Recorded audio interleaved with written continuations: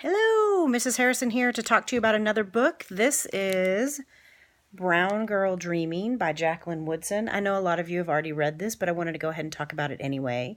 It is a memoir in verse, so you'll see that when you open it up and you look at it, it's a story told in poetry.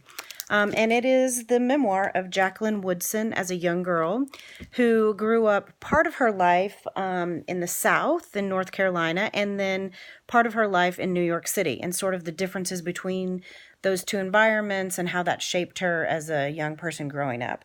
But more than that, it's really about her finding her identity, finding her voice as a writer. She wasn't like a great student, but she loved to write and she was a good writer.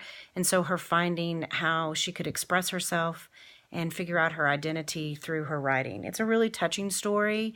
I think a lot of people will identify with it. It'd be great for upper elementary school, middle school, and even into upper school, because I think that a lot of people will identify with her and sort of her feeling out of place and trying to figure out who she is and using writing as a way to navigate all that and come out on the other end knowing who she is. So that's Brown Girl Dreaming.